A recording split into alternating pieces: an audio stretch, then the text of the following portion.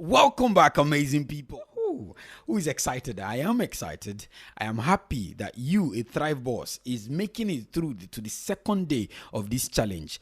Things are about to get really, really interesting because it is about that time when I start loosening the package and dishing out the tools and framework. So, you remember yesterday we went over the foundation of thriving over procrastination, and we went to redefine the idea of procrastination. You remember we talked about procrastination not being the actual problem, but actually a symptom of the problem of fear of failure, fear of success, perfectionism, low self-esteem. You get that?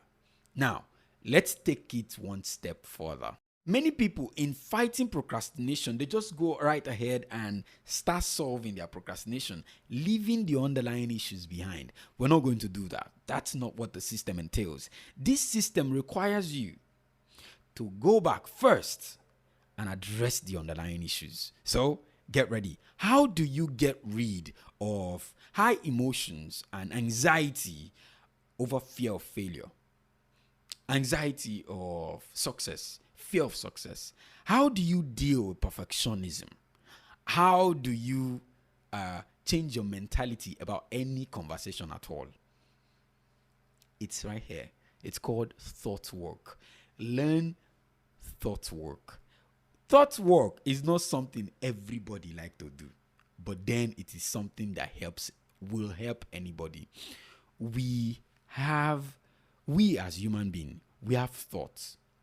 And our thought is not necessarily us, but we can nurture our thoughts. We are not our thoughts, but we can nurture our thoughts to think good thoughts. But naturally, our thoughts can go wild on us, right? That's where you hear people say they are not good enough. They are not better. They can't suck. They are being controlled by fear. Now listen, all of this can be controlled. Like I said, your thoughts can be nurtured. How do you nurture your thoughts? This is thought work. And I'm pretty aware that not everybody likes to do thought work. Yeah. People will prefer to be shocked than do thought work. This is scientific. So a bunch of researchers went into the field to do research. And what they discovered is people will pay you not to shock them, but ask people to think, sit in a position to think. They will prefer just shock me than. This is a research. This is a scientific research. Now, for you to succeed, you have to get used to having conversation with yourself and seeing things from the perspective of your thinking and also the perspective of others. Does this make sense? Thought work is very important. What is the thought work for beating the fear of failure, the fear of success, perfectionism, low self-esteem, and changing mentalities? What is the thought work that is required? In cognitive behavioral therapy, I learned something: soften the storm. Now, what this entails is you sit down with your thoughts and you police your thoughts. So, what do police do when they stop you? First, they salute you, right? Some of them try to get familiar with you. They create some sort of awareness, and then they start to ask you questions, right? This is what you're about to learn. You're about to learn to question your thoughts, right? So you catch yourself procrastinating. Maybe you got one of the prompts from the excuses that we talked about in the worksheet, and you catch yourself using one of the excuses. Take in deep breath. Why? Because it will help you relax. It will put you in the mood for change. Nothing happens. Change happens in a particular energy and emotion. Now, you are in that energy and emotion when you are in charge of your feeling, or you are trying to take control of your feeling. That's how this will work. So, take in the deep breath. Let it out through your mouth. And ask yourself questions to help you understand how you're feeling. Help you understand what is going on inside of you. So, What is really going on? Why am I procrastinating this work? Wait for your thought to give you answers. That's how this works. Wait and listen. Then go further. Ask more questions. Get to know about it. All right? Then, what is true? What is not true? Return directly with examples of images and experiences that you have that is not true. Let's say you're telling yourself, the real problem is because I don't think I will actually succeed if I do this. Then insert your own form of motivation. Insert example and cases where you have done this and you are pretty confident about this if you've done it before. Insert scenarios where you have done all that great stuff and you did it successfully. You are policing your thoughts. Some time ago, while I was preparing for this challenge and my subconscious started to send a message to me, my thoughts started sending a message to me, says, what if people don't show up? What if people don't show up? And I was legit procrastinating for some time because I was asking myself, nobody will show up. I'm just starting, right? The day I get to do the thought work on that thought, it was very simple. What if people don't show up? Okay, it doesn't really matter. And if people don't, it matters to you, Jeff. That's why you are not doing anything. Okay, so what if people don't show up? I create a safety for myself. Well, if they don't show up, I have the recording. I can always take it out of the internet and post it back again and sell it as part of a bundle because I know it is very and it's of greater quality. Good. Okay. What if you make that post and you don't get enough like? This is for you now. What if I make that post and I don't get enough like? I bet let me not just do it that. But then it builds my portfolio. When someone comes sometime in the future, when one post goes really viral and someone comes into my page, they will see that, oh, I have other things going since. This is not just a one-time success thing. And they stay hooked and interested. I don't know if you get this. You create the scenario where you challenge your thought. The thought that is not going to help you, that is not serving you. You create scenarios in your head where you challenge it. I am not good enough. That's not true. I'm actually a really good person. I helped this person. I helped that person. But why do you think I'm not good enough? Well, it doesn't matter anyway. I am good enough. Because if you look at the past, I have done this, I've done that. And I know I'm going to do this. This is how you generate your own motivation. This is how you create your own form of inspiration. Have that conversation with yourself where you start to police your thinking. Now, remember this. This is a very big one. Procrastination is you choosing a very good emotion over some emotion that you think, or a state of emotion that you think will not be beneficial for you. Lots of people that procrastinate, they choose one emotion over the other. You have a task at hand to do, and it requires you to sit down and then do the work. But then you pick up your phone and you start to scroll through Instagram. 2 years, not 2 years later, 2 minutes later, you stop and then you continue again, right? You continue until 2 hours later. Now you're picking your phone up. You're putting your phone down and realizing, the time for the work has even passed and I didn't accomplish anything. What did you just do? You chose a different feeling over the feeling of focusing and doing the work. So, our best way of tackling difficult feeling is running away. You can actually not run away or act on difficult feeling. You can choose to solve that feeling. Procrastination is also choosing one feeling over the other. This method of softening the storm also works with that. Very simple. The method of softening the storm, this technique that I've just taught you, works with dealing with difficult emotions. Let's say you're angry and you catch yourself in the process. Your mind acknowledges to you that you're angry. Your first step here is Deep breath. Okay.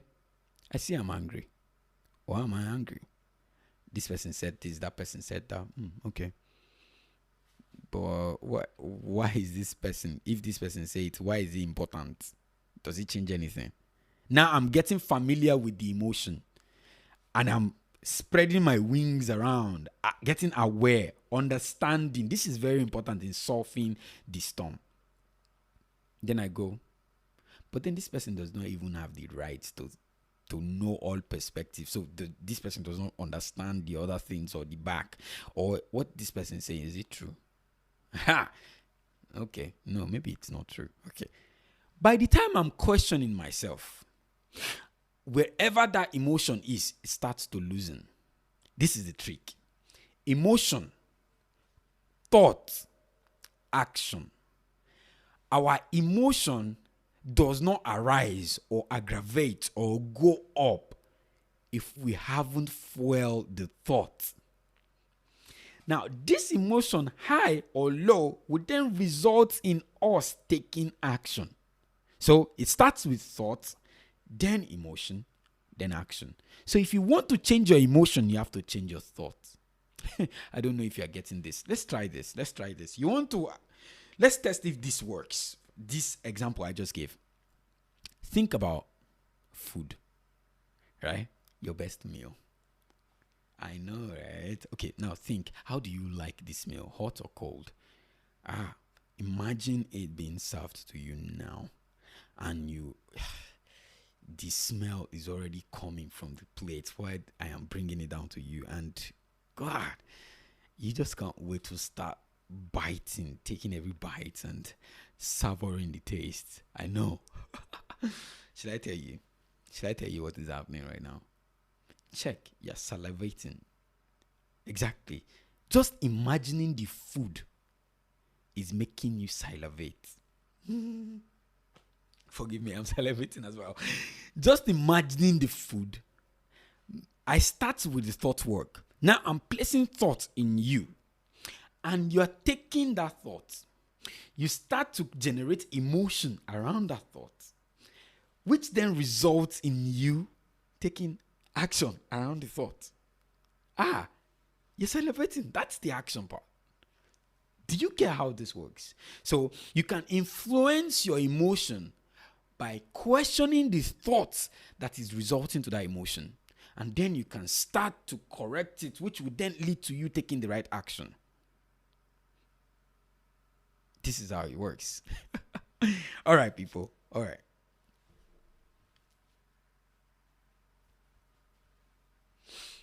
But let's take this even one step further. You see, I now got to a stage in this system where I do not need to now start doing thought work around procrastination. I find it difficult to do thought work around procrastination these days because I don't naturally have tasks that I have to procrastinate on. Everything I'm doing, I am consciously choosing. Whatever might result to me procrastinating anything, I may not get that task, or I will just straightforward tell the person giving me the task or the responsibility that I might delay on this. I hope you don't mind. That way it's no more procrastination because I told the person I'm going to delay on that. Do you get this? How have I gotten to this stage? First, I do tasks that I know I am very interested in. I do not delegate or I do not get involved in tasks that I know I do not find so much value in. I don't set goals that are not valuable to me. So anything that I set, I am a driven person. I believe I am a driven person. Everything that I do, I am driven to do it. Tap me up and I will run towards it because it is something that I chose. Do you understand? You will get to a point of responsibility and you start setting goals like this. First, you need to know what your responsibilities are. Your life can be divided into 3 stages or 3 domains. 1, you. 2, your relationship. 3, your work. Once you know your responsibility in each of these domains, You would probably be expecting the next task coming in, but don't expect. In fact, create the task for it. Children will say, my parents will not allow me to do this, do that, do this. If you've done your responsibility, now, what makes you a mature being is you taking the role of your responsibility before your responsibility comes to you. I don't know if you understand this. Children will say their parents do not allow them do stuff. And I would understand that. The first job of a parent is to make sure you don't die. Even though they tell you, African parents, they do too much. No. They are taking their responsibility very seriously. Now, it is until you show them that you are mature enough, they will allow you to be assertive because you do the things you are supposed to do at the right time that you are supposed to do them. This is quite advanced, but take this in good faith. You being assertive in your responsibility, you being mature and responsible, is you understanding your role in every area of your life, so that when someone, even a parent, is coming into your boundary, you're set to explain to them that, oh, ma, this is what I've scheduled for this time.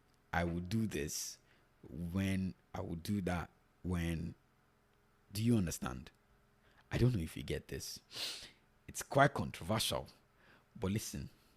After like 28 years, I understand this, that your parents, they are holding tight to your hand